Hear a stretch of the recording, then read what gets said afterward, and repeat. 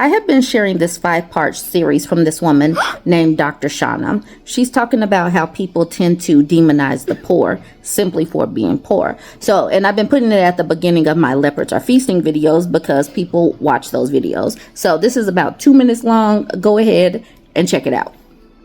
If you're in government assistance, you should have to account for what you purchase. You don't deserve luxury food on someone else's dime, and you dang sure better be grateful for what you're getting. That right there is an example of deservingness heuristics. And for more on that, let's go to the research. For those that are new here, I'm Dr. Shauna, a PhD who does hot takes with citations. And this is part 3 of a 5-part series looking into the different myths and stereotypes that exist around folks who need access to SNAP benefits and food stamps. Deservingness heuristics is just a fancy phrase for talking about the way that we quickly use cues to sort folks into groups. Specifically, the way that we use emotion-driven cues to sort people into worthy poor and unworthy poor. So, a hardworking single mom, worthy. An unemployed young man, unworthy. To help us better understand this, I want to bring in what some economists call folk justice, or the idea that we don't evaluate policy, we evaluate people. Research across the US and Europe shows that support for welfare recipients rises when they're shown as responsible and trying, and it collapses if they're shown as lazy and undeserving. And unfortunately, this doesn't just stay in opinion polls, it shapes policy. When the US made the move from aid to families with dependent children to temporary assistance for needy families, lawmakers explicitly tied aid to work requirements. And sociologists have shown how that has punished people in poverty instead of helping them, or even preventing it. Deservingness heuristics also explains why some groups are met with empathy and others are met with suspicion. Now, this is obviously racialized and gendered, but there are other intersections of identity that complicate this as well. And that snap choice on sympathy versus suspicion isn't based on facts. It's based on feelings about race and power and gender and culture. And the more that we moralize need, the easier it becomes to ignore injustice. Follow for more hot takes with citations and stay tuned for part 4 of this series. It's time for our daily dose of cope, and we have some Dear Don letters to start off the day. These people write letters as if Donald Trump can read or it actually cares enough about what these people are saying. Let's go ahead and check out these stories for today. Mike says, Honorable President Trump. All right, let me try that again. He says, Honorable President Trump, please help us. There are too many heartaches all around. We depend on you to carry us through. These people are really sitting up here like, dear Santa, Jesus, President Trump, help us. Okay, let's keep it moving. These people are on their Facebook page as if they are friends with Donald Trump. So we got Ann saying, to President Donald Trump, please get the government back and running. You are not hurting the Democrat politicians, but you are hurting the American citizens in our country. People are doing without food while try to keep their living expenses paid. Millionaires are not hurting. It's the people you promised to help. Stop the craziness, please. She put this on her Facebook page like, is Donald Trump Ann Ramsey's friend? I am so concerned about these people. No, I'm not. All right, we have Susan Johnson saying, Dear Mr. President Trump. So we got to really validate this man. Dear Mr. President Trump, you've gone and helped our third country alias, but now the people of the United States of America need your help. The shutdown has now infected many federal employees. It infected them with what? What are they infected with? All right, the shutdown has now infected many federal employees have lost their jobs, along with now people who are in need of food and have assistance won't be getting the help. Our country has been built on we the people, freedom and honor are now concerned on survival.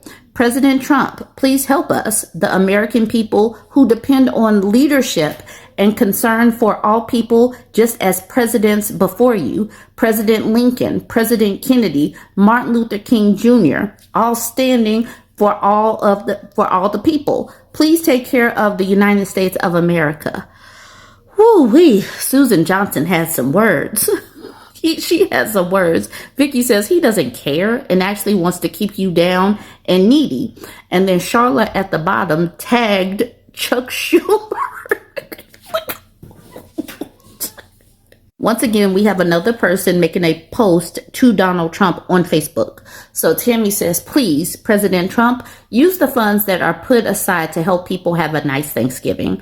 The poorest people out there living on fixed income, and it will affect our children. I know you will do the right thing, President Trump. Please help these families. Amen.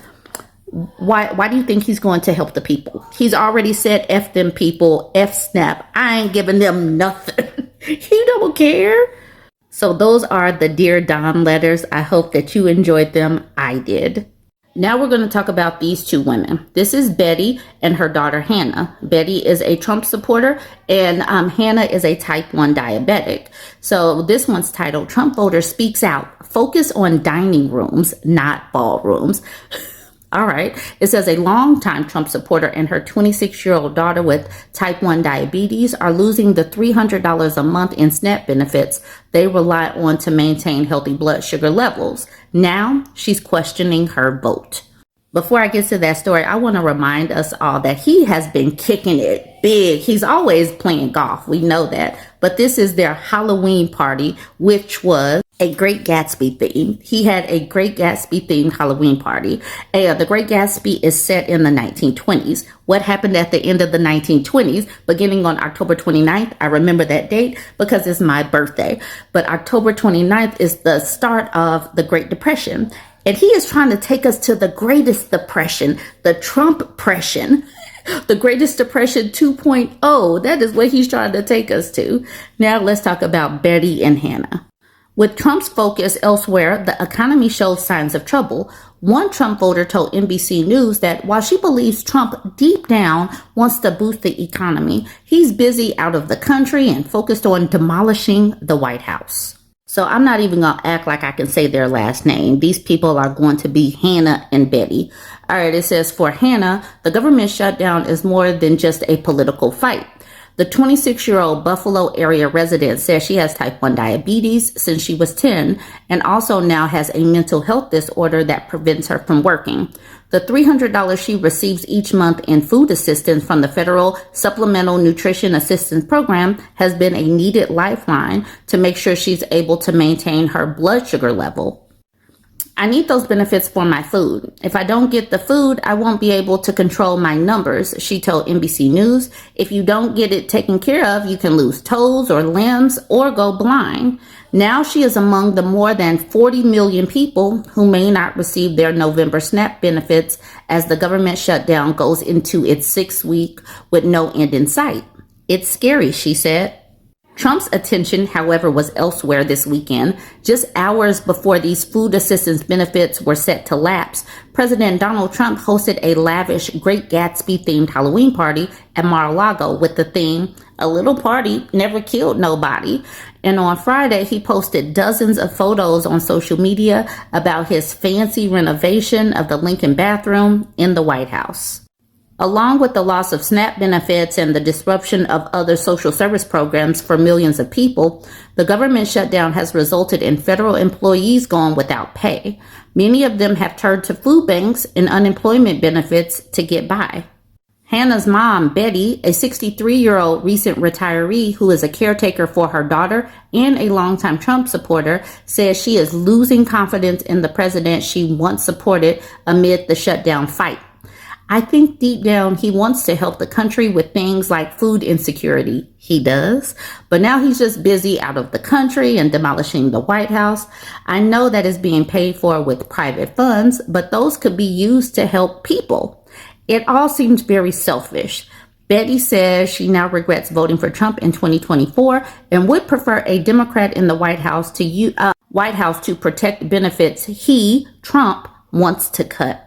The shutdown is compounding problems that have intensified broader anxiety over an economy that in recent months has been marked by lingering high prices for many consumer goods, rough jobs numbers, mass layoffs at major companies, including Amazon and Target, and an uptick in inflation.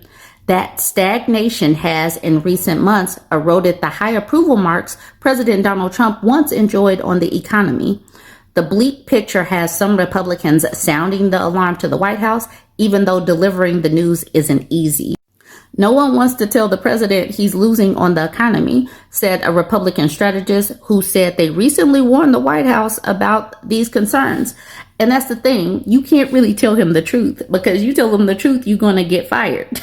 He only needs yes men. And I really do you really think that he knows what's going on in this economy? He probably really thinks that everybody is doing well. I don't know. Sinking Fast posted this on the Leopards Ate My Face, and it is amazing. We got several different tweets right here to read from. Thank you, Sinking Fast. It says, MAGA meltdowns continue. World Fitness tags POTUS, Donald Trump, and Trump War Room, saying it's November and still no aid for the working class who lost everything due to Bidenflation. Warning, Obama is right in New Jersey. Wake up. Do something. We voted for you, President Trump. Help us. We're drowning, MAGA. Now we got CMG at the bottom saying, listen up. I voted for Trump 3 times. I am 100% MAGA. Sadly, you know who isn't? Trump and his administration. I didn't vote for MAGA. If you lost me, you got a problem. Whoever this is, CMG, you lose CMG, you got a problem. Who is CMG? I don't know. All right, Polo G is a little upset. He's talking to a bot. He said, voted for Trump and got fired. No food, no home. You tell me. Next time, mind your effing business, bot. Joan is a little irritated as well. She says, I lost my $50 in food stamps and I voted for Trump. I also know the Democrats are causing the problem. So it's all Dems. These people are really, really trained well by Fox News. We got Canister at the bottom saying, I'm a Trump supporter. I voted for him 3 times. I'm not feeling a single benefit economically to the second Trump presidency. Groceries are sky high. And he's saying they're lower. The citizenry is dying for relief. Please get us a reasonable cost of living reductions. Yes, please. I mean, look, if MAGA supporters are saying groceries are sky high, when is Donald Trump going to see these messages? Now we got Brad at the bottom saying, as a guy who voted for Trump 3 times, I too am fed up. All of us had the best of intentions with what Trump would do when he came into office this term. Been nothing but lies and letdowns. I would say the only thing he is sticking to is the deportations. Don't buy the BS. Now we got Kiwi Bays at the bottom corner saying, my family in Pennsylvania and I voted for Trump 3 times. We will no longer be supporting Republicans because of the tyranny we're living under right now. King Trump illegally fired 40,000 hardworking Americans, defied court orders, raised consumer prices, and weaponized our justice system. Yes, he absolutely has. I really am interested in seeing what's going to happen with today's votes and how everything is going to shape up. That is really going to tell the story of if these people are fed up enough. I am very interested to see this. We have a how it started, how it's going. So this one's titled, Trump voter that cruelly suggested chopping off hands of climate activists loses his job and falls on hard times just 4 months later. Proceeds to blame banks and financial institutions instead of Trump and the GOP. Wide Awake Media says, what do you think is the most appropriate response to climate activists gluing themselves to roads? And to that, Engineer at the bottom says, just start chopping their hands off. They'll quit, I promise. He said that on March 7th of this year. How it's going. So he tagged POTUS and the House GOP saying, I've reached the end of the rope. I lost my job in May, so March, April, May. So 2 months after he said, chop off their hands. My savings is now dried up. I can't pay the mortgage. The power bill is $723.21. No idea what to do with this. Alabama unemployment pays $200. I'm not even getting it. It's over, guys. No idea what MAGA even means. It's only gotten worse and worse. Dang, I have 3 children, 12 and younger. I've been trying to MAGA my whole life. Now I hate the stock market. I hate all banks and financial institutions. They are the problem. They did this. I agree. It's all the banks, because if you open up your banking app and there's no money, it is all the bank's fault for you not having any money there. Absolutely. The stock market's fault is the stock market's fault as well. I don't even own any stocks. And it's all because the stock market didn't allow me to have any. But this is what they voted for. They voted for cruelty. They are cruel people, and now it's just impacting them. Whereas, this is what they deserve, honestly, though. They deserve to feel stressed for a while. This person can't even admit that all of his issues are because of Donald Trump. Not yet. He hasn't admitted it just yet. We talked about this woman yesterday, so More Motivation reposted her saying, update, Trump voter who mockingly said, all of your liberal tears make me happy, gets called out after she gets laid off and her husband on unpaid guard duty, doubles down by saying, I didn't vote for any of this ish. Here we have Christine. Like I said, we talked about her yesterday. She said, all of your liberal tears make me happy. Wake up and take the L. Get ready for many more. He won, period. Get over it. I absolutely love how he takes up so much space in your heads, rent free. Here she is again. We won. Are you done crying yet? For F's sakes, unite and be a normal member of the society.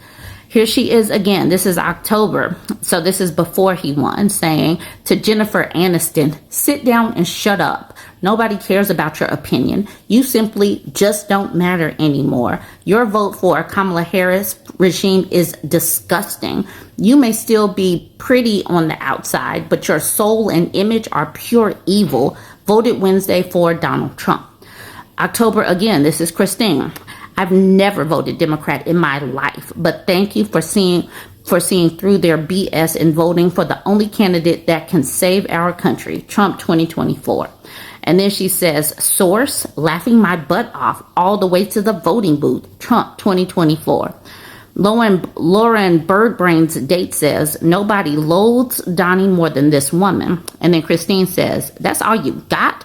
Laughing my butt off all the way to the voting booths. So we get all that she's saying. Let's go. Trump 2024. Boom. MAGA, baby. So this person named Jesse went over to Christine's post and said, cry me a river, and then reposted her own how it started, how it's going. And then Ryan said to Christine, tough break. And she says, F off, libtard. Like she's really upset, but she's upset with the wrong people. That's why I underlined it, because she's really upset. Now, Nick says, love that your family is burning to the ground. Makes me happy when maggots get what they deserve. So happy today. Now she says, soldiers not getting paid. Mine is a Black Hawk mechanic. I didn't vote for any of this. F right off. How can your lips speak so much injustice when the truth is right in front of your face? Change the channel, you sick F. She's upset. I understand, but I wonder what she will do about it. Probably nothing except take it. Take it. That's what she...